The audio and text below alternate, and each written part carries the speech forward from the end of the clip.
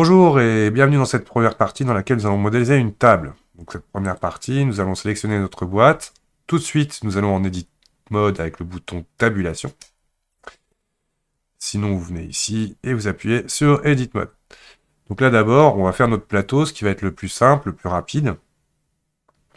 Donc tout bêtement, je vais d'abord faire une échelle pour lui donner une hauteur de 5 cm, sachant que notre boîte par défaut fait 2 mètres cubes.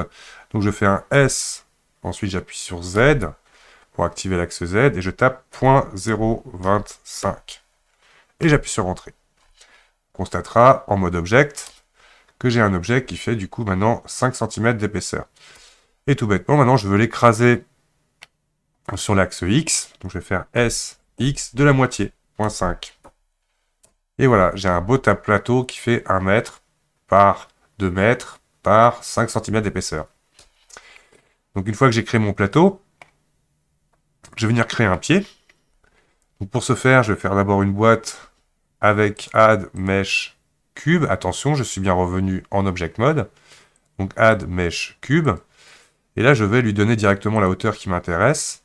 Donc on va lui donner une hauteur de 0.7 pour qu'il fasse 70 cm.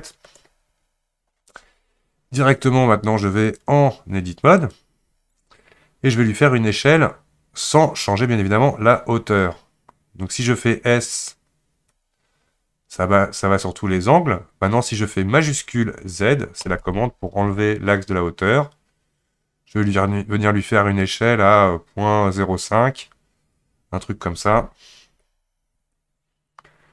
Peut-être un peu moins, 0.4. 6 plutôt, je dois dire. Voilà. Toc. Ce qui nous fera du coup, en Object Mode, on va vérifier un objet qui va faire du coup, voilà, 4 cm à peu près de taille de pied, avec 70 cm de hauteur.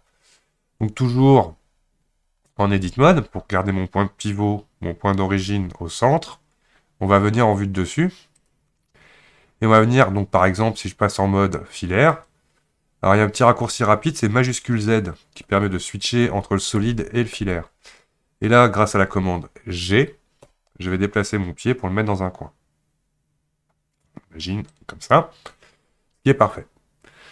Ensuite, je vais aller dans une vue latérale. Donc là, par exemple, je vais le mettre dans la vue Y, et je vais le déplacer. Alors dans l'exercice, comme nous allons un peu sculpter notre table à la fin, il y aura une règle, c'est que nos objets vraiment se pénètrent. Donc là, si je fais G, Z, je vais le laisser exprès un petit peu à l'intérieur du plateau. Ce qui me donne ça. Maj Z. Maintenant, très simplement, pour avoir mes 4 pieds, nous allons ajouter un modificateur dans le menu Modifier, et nous allons prendre le modificateur Mirror. Dans le modificateur Mirror, je vais en plus activer l'axe Y, et l'avantage d'avoir laissé mon point d'origine à 0, 0, c'est qu'il fait facilement du coup le positionnement de mes pieds. Si par exemple vous aviez votre point d'origine qui a été déplacé, par exemple cette origine to géométrie, là votre point d'origine est ici, du coup les mirrors se font par rapport au point d'origine, et du coup vous avez tout simplement vos pieds qui sont les uns sur les autres. Donc dans ces cas-là, vous faites simplement Object, Apply, All Transform pour que le point d'origine revienne à 0, 0, 0 et du coup fasse correctement la répartition de vos pieds grâce au mirror. Nous allons maintenant créer les renforts avec une boîte, majuscule A, Mesh, Cube. Donc majuscule A, c'est le raccourci de Add Mesh. Et là, directement, toujours en Edit Mode, on va facilement créer nos renforts en se mettant dans une vue latérale. Je vais désactiver l'affichage de la grille. Pas le floor, mais la grille. Hop. Sans perspective, on la garde. Et me mettre en filaire. Et là, je vais d'abord faire une échelle sur l'axe Y, que je vois ici. Donc S, Y. Et là, je vais venir chercher quelque chose d'assez fin. Petite astuce aussi, ne partez pas trop près du centre de votre sélection. Éloignez-vous quand vous faites une échelle, ce qui vous donnera beaucoup plus de marge pour régler votre échelle. Ensuite, une échelle sur Z. Hop, et on va venir placer ça avec G. Voilà, que ça vienne comme notre pied en intersection avec les autres géométries. Je vais appuyer sur le point de mon pavé numérique qui va me permettre de zoomer sur mon objet. Sinon, vous faites View Frame Selected. Et là, en zoomant un peu, hop, je vais placer ça légèrement mieux, et je change de vue.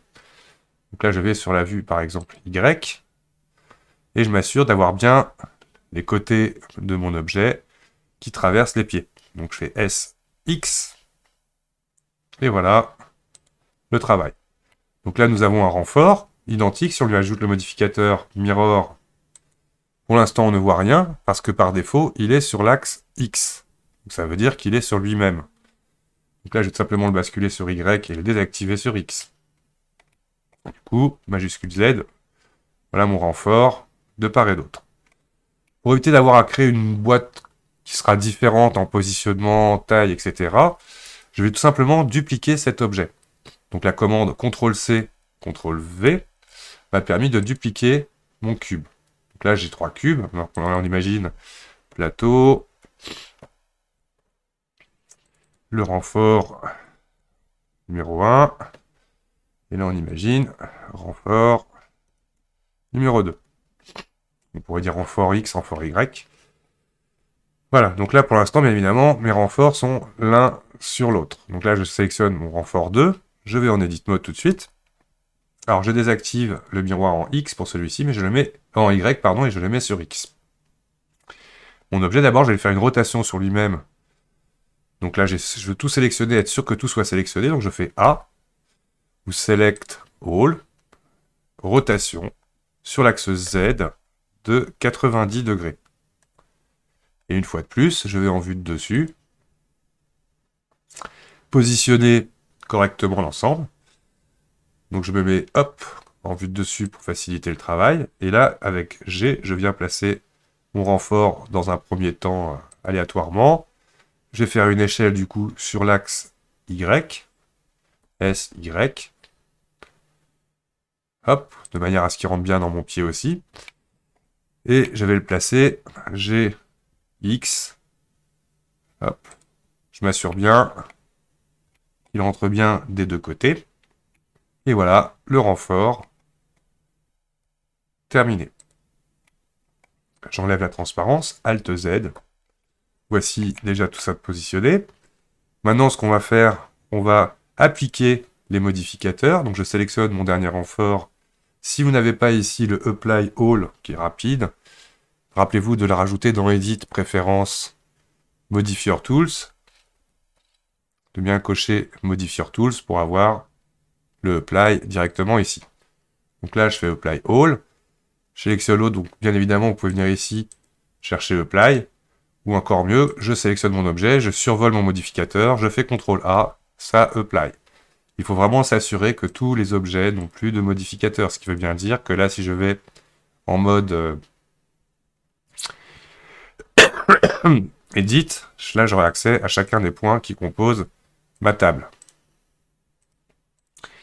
Donc, les éléments de mes pieds, par exemple. Donc là, maintenant, ce qu'on va faire, je reviens en Object Mode, donc je m'assure de sélectionner mes pieds. Je vais sélectionner tous les points qui sont en bas. Et là, automatiquement, je vais aller dans le menu de snapping, que vous retrouvez quand on est en Edit Mode, en mode Mesh, Snap. En mode Object, vous le retrouvez dans le mode Object, Snap. Donc là, en Edit Mode, les pieds sélectionnés. Je vais donc majuscule S, le raccourci du mode Snapping, mettre le curseur to selected. Toc. Ce qui va me permettre, en Object Mode, de dire à mon point d'origine pour l'instant qui est à 0,0,0, Object, cette origine, tout 3D cursor. Ce qui me facilitera le positionnement sur le sol de ma géométrie. Et ensuite, je vais sélectionner tous mes objets. Alors, un avantage, c'est que quand je fais comme ça, automatiquement, tiens, il y a un cube... Oui, mon plateau. Ah oui, d'accord, oui, ok. Donc toi, c'était plateau. Toc. Et lui, qu'il appelle plateau du coup 0,1. C'est normal. Lui, c'est les pieds. On va enlever les 0,1 parce que là, pour l'instant, c'est juste pour que vous compreniez ce que je sélectionne. Donc autant bien le nommer. Et donc là, j'ai mes pieds que je sélectionne en premier. Je fais un rectangle de sélection pour tout sélectionner. Et on voit que du coup, mes pieds sont en jaune et le reste en orange. Pourquoi? Parce que tout simplement, j'ai envie que tous les objets que je vais attacher à ma table soit attaché à cet objet qui a déjà comme ça le point d'origine au bon endroit. Donc tout bêtement, je sélectionne d'abord les pieds, ensuite l'ensemble. Faites attention de ne pas avoir de caméra ou autre. Faites bien attention aussi de bien avoir appliqué tous les modificateurs. Et vous allez dans le menu Object Join, CTRL-J, son raccourci. Et donc voilà, ça vous fait une table modélisée. Je n'ai plus qu'à lui demander Alt-G pour lui annuler le grab, pour qu'elle revienne à 0,0. Et voici donc la première partie pour modéliser une table très facilement avec quelques boîtes.